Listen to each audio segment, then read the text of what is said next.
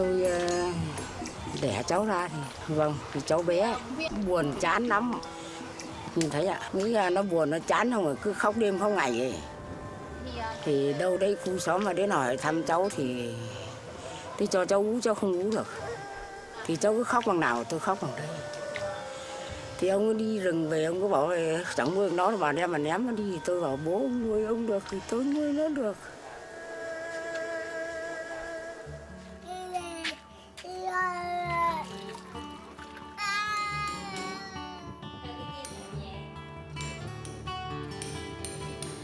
For a kid who was expected to be abandoned and die, Quinn was given a second chance, and now he leads a life he and his family could not have dreamt of.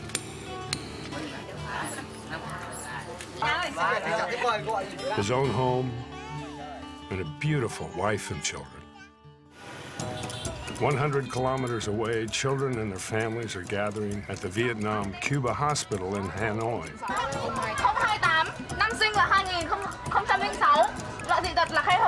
We've screened so far about 260 patients. From that number, we're going to hopefully be able to find about 120, 150 children that we can operate on.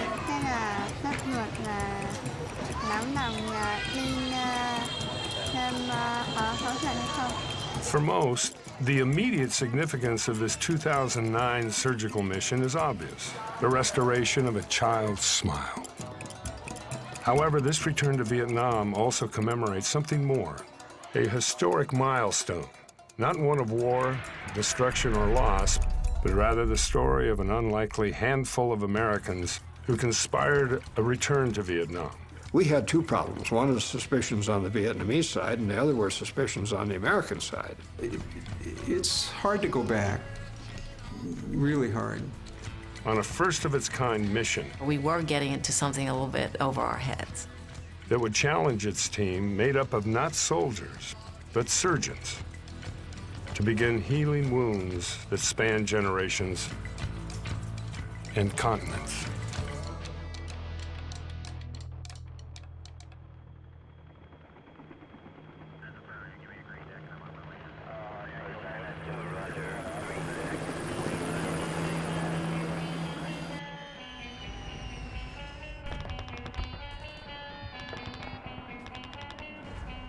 I left Vietnam in the back of a big Skymaster.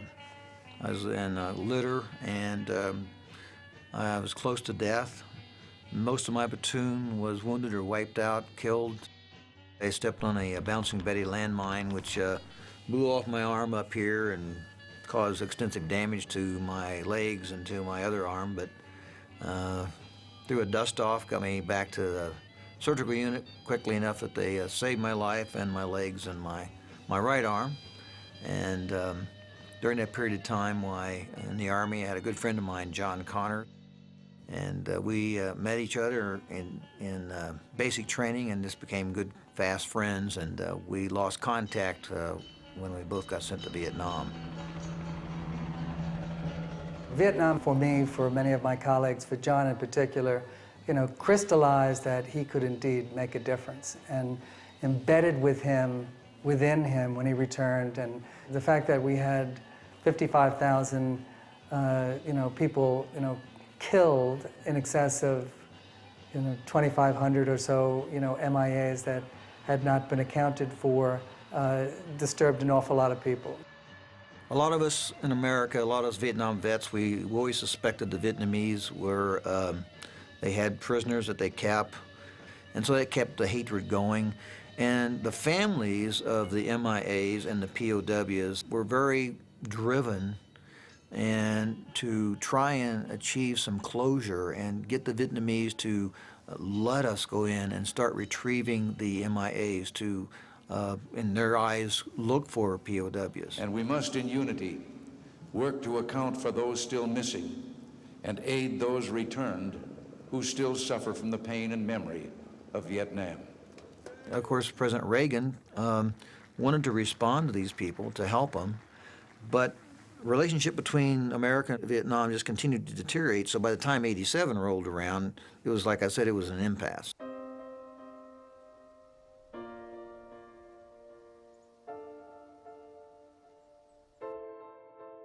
There was a lot of political concern in the United States at that time. We're talking about the late 80s, and the issue was whether or not there were still live Americans being held in Vietnam. And the president asked me to go to Vietnam with several things in mind. The first priority was to determine if there were any live Americans remaining from the war in Southeast Asia, and if there were, to get them out.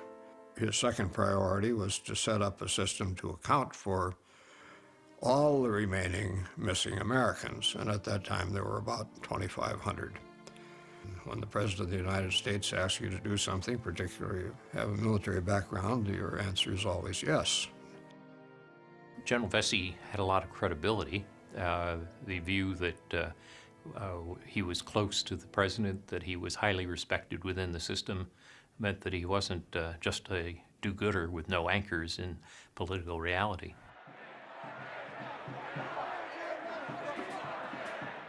For us, it's not a political issue, it's a humanitarian issue. We, the people of the United States, owe it to the families of the service members to account for those service people.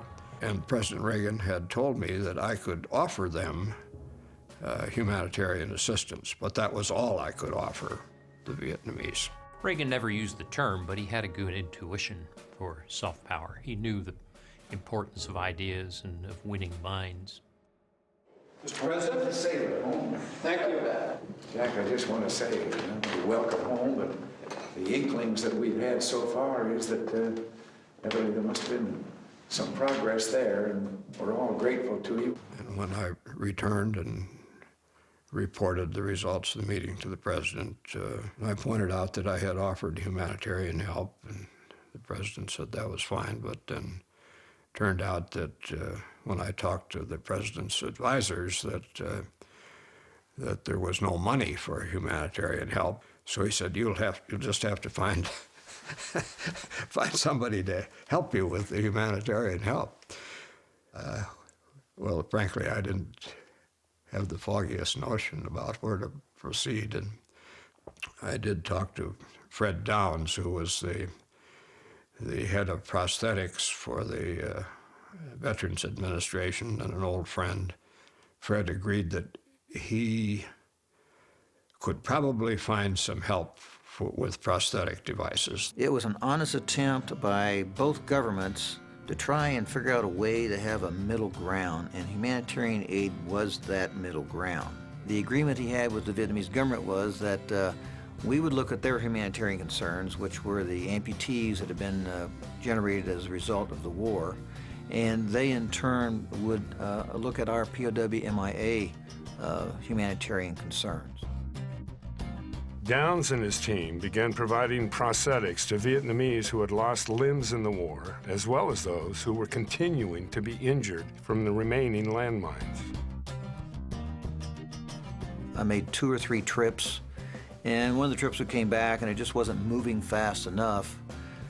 And so a good friend of mine, John Connor from the war, he and I reestablished contact years later, and he said a good friend of his, Dr. McGee, had Operation Smile, and they could correct cleft palates. At the time, Operation Smile was just beginning to expand its reach, helping children around the world.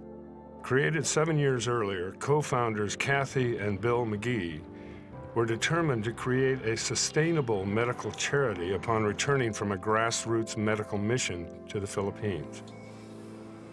Though they operated on 40 children during that mission, hundreds of other children waited in hopes of having their cleft lips and palates corrected, but the team ran out of time and the children had to be turned away. With no future missions planned, the thought of those children suffering gave birth to Operation Smile. Colleagues, friends, and family rallied around the growth of Operation Smile, but it was McGee's reunion with former classmates John Connor and Jerry Byrne that would catapult Operation Smile into global recognition. We saw, John and I, firsthand about the impact it made on the family, it made on the children who were, operated on, and John saw the, potential for the bridge to address the POW/MIA situation. that was the igniter for our relationship with Bill McGee.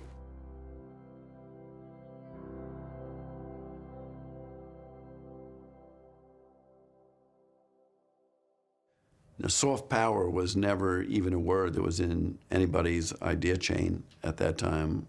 It was in no one's lexicon.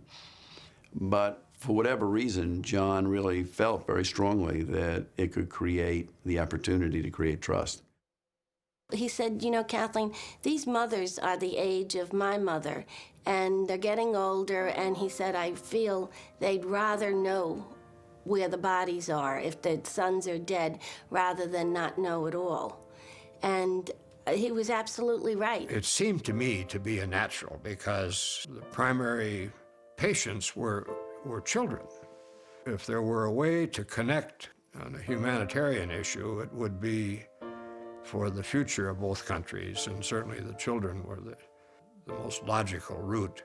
And after we met in Norfolk that first time, the question wasn't whether or not we'd do it. The question was, how do we get this done? We didn't say, go bring the MIAs back for me, go, you know, put the Vietnamese back so we can speak to them again. He just said, take care of children. That was an easy part for us. Here we were going to go to Vietnam. Nobody had really been there before. The head of the Joint Chiefs of Staff asking you to do it. You have a couple of businessmen who are willing to fund it for you. What's the downside in it? Let's say we help 100 kids that could have never been helped.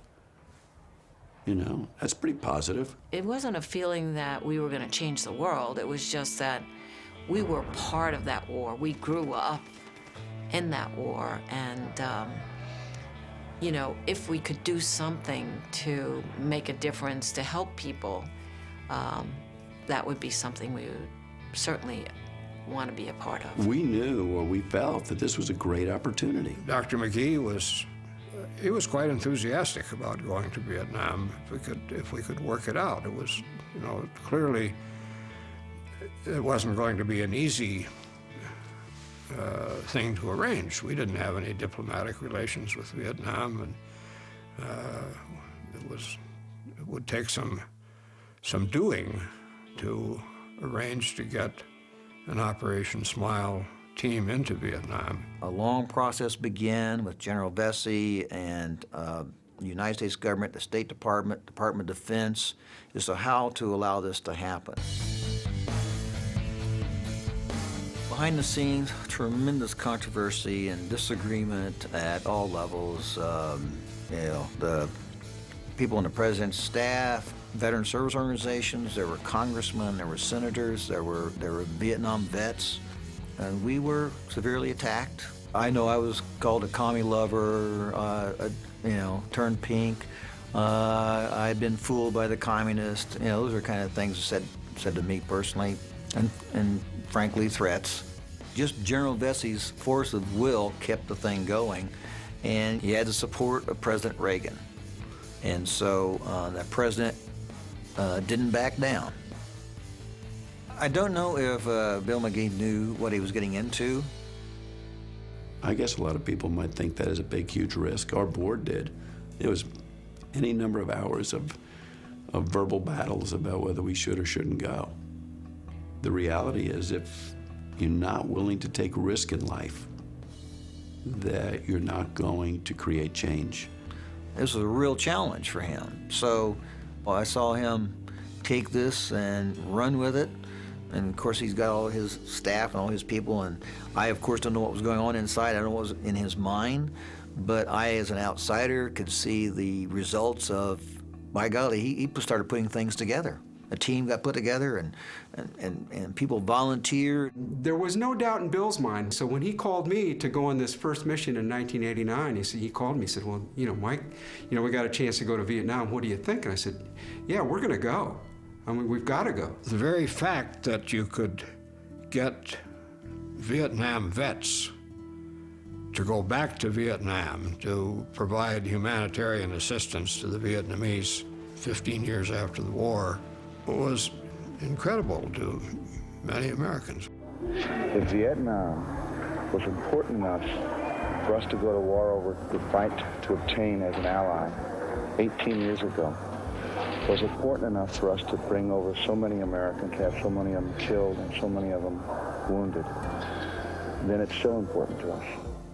After months of intense negotiation and preparation, the team was finally granted permission from both the Vietnamese and American governments and began their journey into Vietnam. We landed in Hanoi. We ended up meeting with Phan Dong, General Giap, and in that government guest house, to paint the scene properly, I'm sure we were being tapped. But as you walked outside of it, there was only electricity for 2 hours a day. It was exciting. It was like taking a step back in time. I just remember that we were all amazed that we'd come to this country that had, for so many people, been both mysterious and represented, you know, our foe because of the war. It was tremendous, and but part of the self-discovery is also who are these people, because when you're a warrior, you really aren't thinking of who those other people are. And so the chance to come back and find out was really one of the overriding purposes for me coming in 1989. You come here to visit us. I feel is very good fellowship from between Vietnamese and American people. You can tell him that he has bad wounds from war, but all of us who fought in the war carry wounds inside too. And it's important for us to be able to see each other and to recognize that we are friends now, and we will be friends forever. By coming to Vietnam, particularly with two of my friends who'd been on patrol boats with me, was particularly meaningful and would allow us to understand each other in the context of the same place that we were in 20 years later. This team of American doctors and nurses was the largest group of Americans to enter Vietnam since the fall of Saigon in 1975.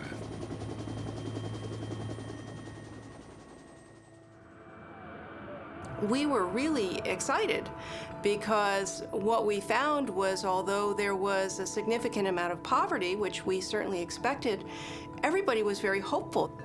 And this was so different than a lot of the other countries I had been to, where, of course, there was poverty and everybody was hopeless. The hospitals were poor. We certainly expected that. A surprise in the Hanoi hospital was that the anesthesia machines were actually portable Army units left over from the U.S. equipment after the war.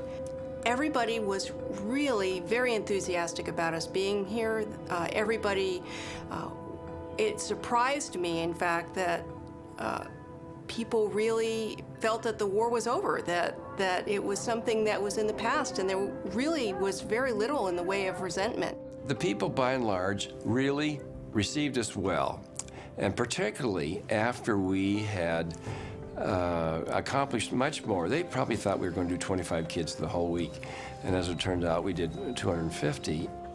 An astounding success. The connection of cultures and transition from enemy to friend was beginning. We met with some pretty remarkable people, especially in retrospect. One of them was Dr. Phan, who was the head of the Vietnamese doctors. Dr. Nguyen Huy Phan, a fellow surgeon on the mission, shared the distinction of being a Vietnam War, or rather, American War veteran. Having passed away in 1997, his daughter, Dr. Nguyen Ngoc Young, an accomplished surgeon in her own right, recounts, Thế thì tôi chỉ cảm nhận được là với ba tôi ấy, thì tất cả những cái tổ chức hay là những cá nhân nào mà có thành ý, tức là có thiện ý là giúp cho nhân dân Việt Nam, hoặc là giúp cho cái công việc mà của ba tôi, tức là công việc của một người thầy thuốc, giúp cho các bệnh nhân, hoặc là cho các cháu, hoặc là cho thương bệnh binh. this renowned surgeon, this probably the most respected physician in the entire country, saw us off at the airport. And he came up to me right as I was getting ready to leave and go through to board, and he grabbed me by my shoulders and he looked me in the eye and he said, "Dr. Merrill," he said, "we are no longer friends." And I wondered what I had done to offend him. In my mind, the way your mind works very rapidly, I thought, did we mess up someplace? Did somebody say or do something that they shouldn't have done? And after a brief pause, which seemed to me like a very long pause, still looking at me in the eyes, he said, "We are brothers." Mình nghĩ là nếu như mình rất là tiếc là ba mình mất sớm, đã 12 năm rồi. Còn nếu như bây giờ mà ba tôi vẫn còn sống thì chắc chắn là ba sẽ rất là mừng, và ba sẽ chắc chắn là vẫn là một trong những người mà tích cực nhất để ủng hộ cho mọi hoạt động, mọi lĩnh vực của Operation Smile. That event was so meaningful to bilateral normalization and changed the image of America to the Vietnamese people and forming good aspiration between the two countries and normalization afterwards. And I still recall that September 22nd, 1989 is a bright action between the relationship of the two countries. A relationship that even General Giap could not help but to acknowledge during that groundbreaking medical mission. Your presence here proves that today is different than before. It's a new time. When I returned after that trip, why, there was a whole change of atmosphere, attitude with the Vietnamese officials that I met with, because they knew that America was serious about this humanitarian aid. They were very excited because, for one thing, they were allowed to participate with Operation Smile doctors. Why, they didn't feel like second-class citizens. They were equals with the American doctors. And that kind of unmeasurable metric has tremendous impact in the psychology of what you're trying to accomplish in a situation like that. Well, I think it was an important step in a process of opening up. I mean, the Vietnamese sort of very internally torn between conservatives and modernizers. I think a mission like this probably helps the modernizers. For a team that came into Vietnam unaware of what to expect, they began their trip back to the States knowing that they had established a foundation on which to build future relations. But for Bill and Kathy McGee, this accomplishment was bittersweet. John Connor, Bill's high school classmate, Vietnam veteran, and the one centrally responsible for bringing Operation Smile to Vietnam, had to cancel his trip. By the end of the 5th day, we had an incredible relationship with the Vietnamese. And as was, I guess, the protocol, they asked me to speak in a crowded cafeteria to maybe 200 people. And I wanted to acknowledge John Connor's importance to this whole thing, because those people had never met him. So as I stood up and recounted the telephone call I had gotten from him the night before I left, my throat tightened. I couldn't speak. The tears were just pouring down my cheeks. We get the call that he is actually not going with us on the trip, but going to be treated for his Agent Orange-related lymphoma from the war. It starts to hit you that, here's someone who, actually fought for his country, but wanted to give back to people who he fought against. It really starts to hit you.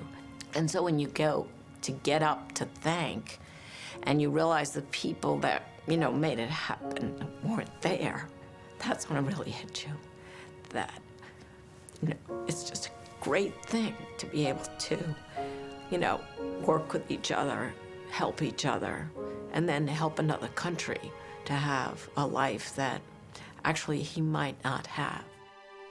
The paradox of Connor beginning battle with his Agent Orange-related cancer the same week of the historic mission he initiated was not going to stop him from seeing his vision in action. The following year, John Connor joined Operation Smile on its second mission to Vietnam, a mission that would solidify its relationship with the country and begin the process of reestablishing trust between the Americans and Vietnamese. He just looked at it as part of life, and I'll get through it. And if I don't, I'm going to use every bit of the time that I have to make a difference. Well, John and I, you form a friendship in the military, and then it's like you're brothers for the rest of your life. And having been in combat, well, we had a familiarization with death that many people don't. And so we talked about that kind of thing, and of course had a lot of confidence, going to beat it. That is always germane in his mind that he was going to beat it. And I believed that he was going to make it, so yes, I was concerned a little bit, but I felt so confident of John being able to overcome adversity, since he was always good at that, that I figured he was going to do this one too.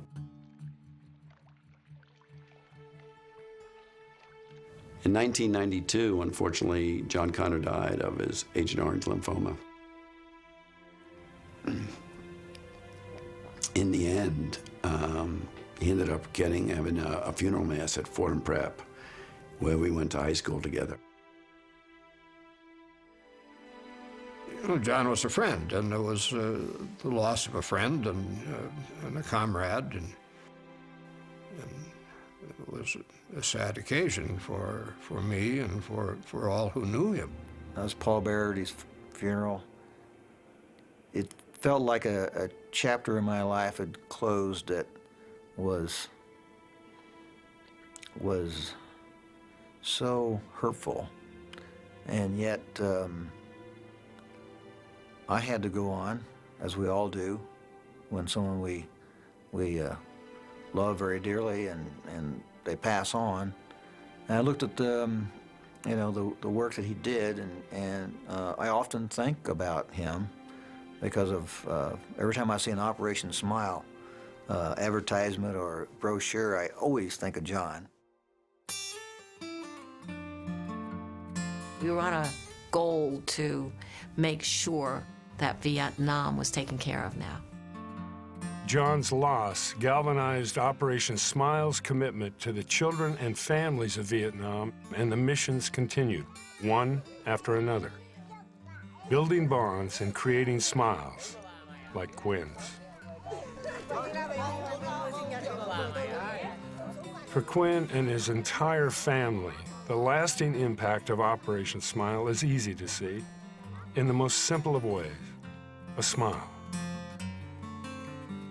And the legacy of John Connor, Dr. Pham, and everyone who rallied to pull off that first mission in 1989 continues. So here we are, 20 years later, and the message is that we can make a difference, but it's still a responsibility.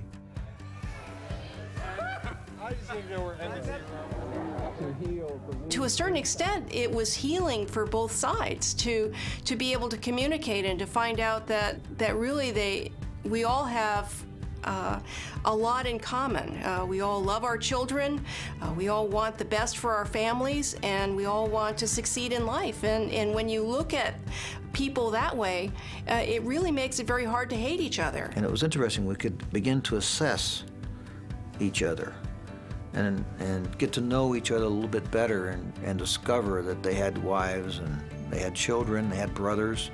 They too lost loved ones in the war, just like we did. I felt fortunate, and John felt fortunate, that we actually could meet our former enemies on a level playing ground, with not being afraid of having to fight each other. Yeah, and you know what? It can heal a guy who had been somewhere stuck up in a river after a day in a canal. All you can feel is the pain. And what's great about being able to do these things is a recognition that not only are we transforming them, but I've been able to make my own transformation and being able to become a healer, not a warrior. You know, Aristotle said, you act, you suffer, you grow. And the experience of going back to Vietnam allowed us to grow. And that week really became the reason that we ended up being successful in Vietnam. Children are the only language that all of us have in common. And medicine is a very powerful vehicle. Their combination really does have the ability to unite nations and people. 25 bodies were released after that mission, and he was very grateful for that. I think if he was, here today to see how in 20 years it has grown so much in so many sites, and I think he'd just be so proud of how much it has grown. General Vesey has said that the MIAs came back to the United States because of the trust created by Operation Smile. And actually, just a couple of years ago, General Vesey and I were talking, and he said, Bill, I don't know if I remember telling you, but President Clinton had asked me to go to Vietnam with him. And we were giving a number of different talks at different places and happened to be at a luncheon. And there was a general who came up to me and said, General Vesey, I'd like to shake your hand. You may not know me, but I remember you very well because we fought you and we lost a lot of men. He said, I also know that you are the person who brought Operation Smile to Vietnam. And he said, I don't have any children, but my only sister had a child who was disfigured, severely disfigured at birth. And he said she was not a whole person in our country. He said Operation Smile made her a whole person. And then tears came down his cheeks. And he said, thank you. The fact that, our military leadership and made a decision and political leadership made a decision to do this was, I think, extraordinary. Whether it was the hand of the Lord or what it was, the right people got together and the world is better for it.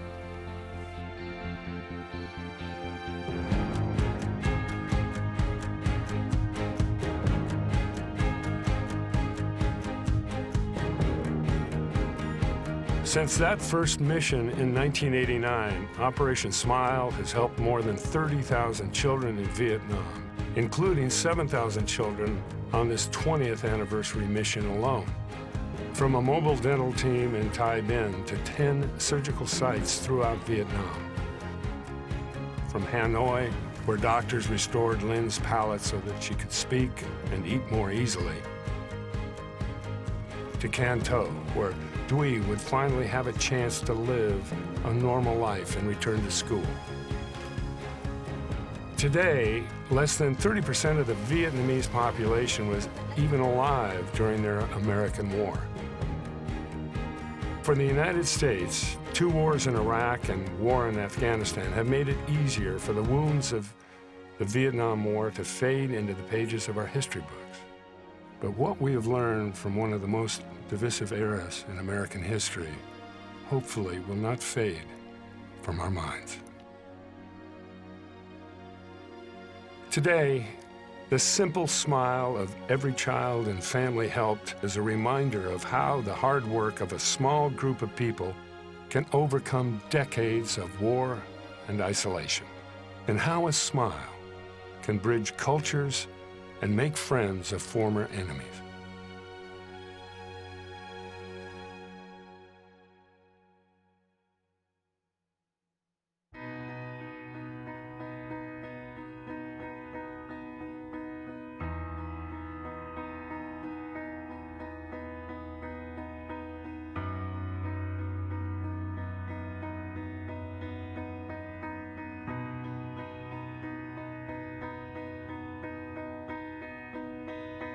For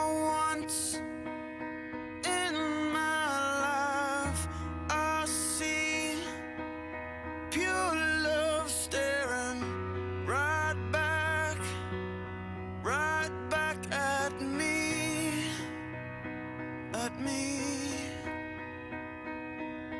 I played you a sweet song and you sang along in your heart, your eyes and soul. You are my angel, you are my diamond, you are my guiding light, yeah.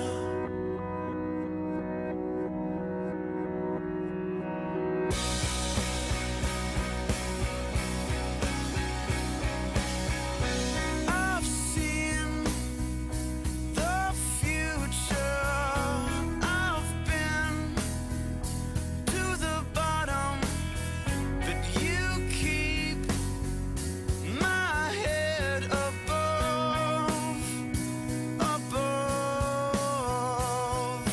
You are my Jesus, you are my Savior, you are all that is love, yeah. You're all that is love. You're all that is love. You're all